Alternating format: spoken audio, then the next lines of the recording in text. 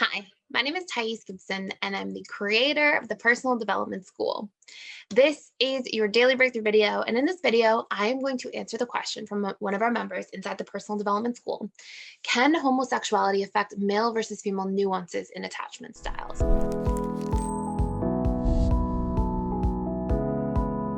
Before I dive in, please know that we are doing a 7-day free trial for all of our YouTube channel members.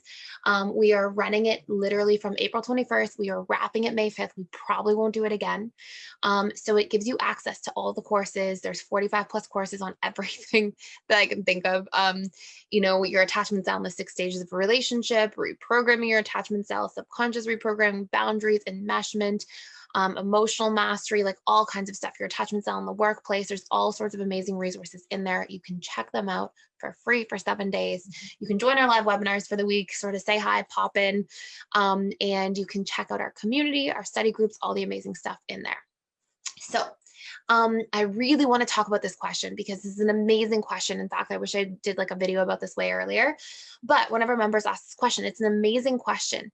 The reason I don't talk about this stuff too much is because really our attachment style remains congruent. I have worked with so many people over the years in my client-based practice from all different sexual orientations, all different sexual preferences, you name it. And, the one common theme is we all need love and we all deserve love. There are only really major differences, more so in the core wounds. So when it comes to like the nuances of attachment styles overall, like how your attachment style will become anxious or triggered or activated, deactivated, the fearful avoidant going back and forth, the hot cold patterns, like everything you hear on the channel, it's really, really, really congruent. Of course, this is never a one size fits all. There will be every individual is unique in their own ways, and they have like more of some certain wounds, less of others, different coping mechanisms to a certain degree, but it tends to remain very congruent amongst all people. And what the difference is that I want to share here that may be really supportive for you guys is number one, we can have different core wounds that are a little bit more pronounced.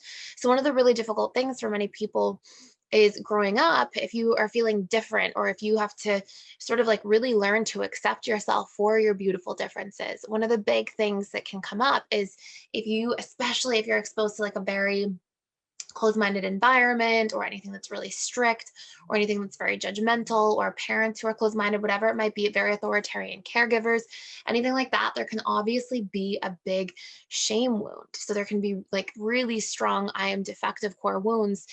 And until you reprogram that, it's unfortunately going to show up in all of your relationships. So anybody who's coming from any sort of background or history where they've had to learn to like really understand themselves, dig deeper into themselves, figure out who they are and what they truly want and desire. One of the big things that you want to show up for is the I am defective core wound, because you are not defective. And to carry that narrative to yourself because of the way your subconscious was imprinted, from this having to reconcile like who you truly feel yourself to be versus like the different things you're exposed to in your external environment. Obviously, the childhood mind, when in those situations, or early adult life mind, is going to give meaning to things. That's what we do. And so one of the big pieces of meaning I see, which is, not true, but is a narrative that often comes up and is impressed upon the subconscious mind, is I am defective in some way. And so you really want to make sure that you're equilibrating and doing work on reprogramming that core wound, because it's already an injustice to have to feel like that. And it's a further injustice to have that in your subconscious mind, sitting there, living there, and then getting, projected and brought up into different relationships in your life because you haven't had the opportunity to do that inner work and healing from the things that you were unfortunately exposed to. So it's really important. And the way we can do a lot of reprogramming around I am defective is I am normal, I'm enough, I'm sufficient, I'm wonderful and perfect as I am, like these sorts of things. And then remember, when we're doing reprogramming, one of the really important things is we have to speak in the language of our subconscious mind, which means we have to speak in the language of evidence, meaning like emotion, imagery, and repetition are those three ingredients that are super important. So we can't just say those phrases.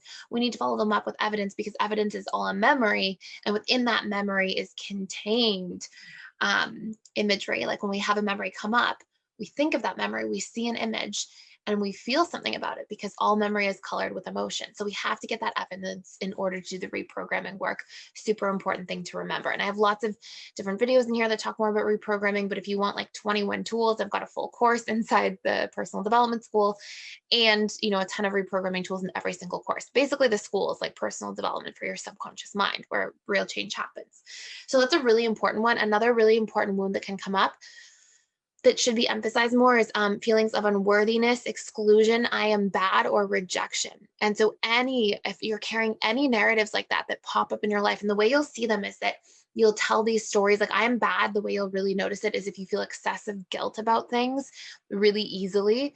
If you're afraid of people seeing you as a bad person, you're always trying to like overcompensate for that, things like that can be impressed upon you in childhood, like subconscious imprints based on painful meaning you give to events you don't know how to properly process, which are essentially traumatic.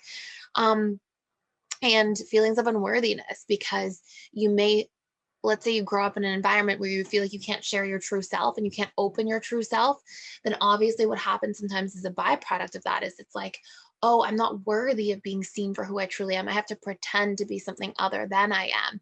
And obviously that's not hopefully the long-term story of your life, but that's commonly a short-term story in childhood, early adolescence, and so on. And so that really needs to be healed and reconciled. Like you need to see, no, you are worthy of acceptance as you are, for who you are. When you feel like you are not reprogramming that wound, you're going to go through life feeling like you're not choosing you fully. You're going to go through life feeling like you are not allowing yourself to be truly worthy if you're not showing up to like speak your truth, share your truth, honor your truth, and all those different things. And that can obviously create a whole bunch of different pain points and dynamics long term, right? So I am defective can be big. Exclusion. Obviously there will be this like imprinting that often happens where if you feel different, then you may withhold. And again, like until we truly show ourselves to others, and this is actually something DAs can struggle with too, until we show ourselves truly and we learn to be vulnerable and we open ourselves and we get in close with ourselves and like show up for who we truly are, then unless we choose that on the inside, express it to others, then if we're only expressing a very small part of ourselves, we're going to feel like we're loved conditionally. We're going to feel like we're only loved for that little small part of ourselves because our true self is here buried. And until we like bring that to the forefront, we won't feel fully included. We won't feel fully worthy. We won't feel fully accepted. And so, another thing I really want to highlight in terms of some of these inner dynamics for individuals is that you have to choose you. You have to, part of like healing your relationships externally will be healing the relationship to yourself and those imprints that you unfortunately were imprinted with. Because of some of the dynamics you may have grown up around, and because of feeling those certain feelings in your upbringing. And the more you heal those internally, the more you'll see that show up in your relationships externally. So I just think that's a really, really important piece. And ways of doing this can be like through thought reprogramming, belief reprogramming, but also through things like just honoring your boundaries, honoring your self-expression, honoring your truth, sharing about your needs, allowing yourself to receive your needs being met by other people. Those are all such important things as you are doing that healing work. So there's so much more we could say about this, but these are really like, I just wanted to be clear. Your attachment style is going to be, very congruent with everything else you see on this channel, but the only major difference may be, and again, it'll be nuanced for different individuals. And so it's really important you do that inner work, you heal those inner dynamics within yourself, so that you stop carrying any injustice that you may have experienced in the past. So those are my thoughts. Let me know if you have any other questions. Thank you so much for watching and for being here. Please like, share, and subscribe, and I will see you in the next video.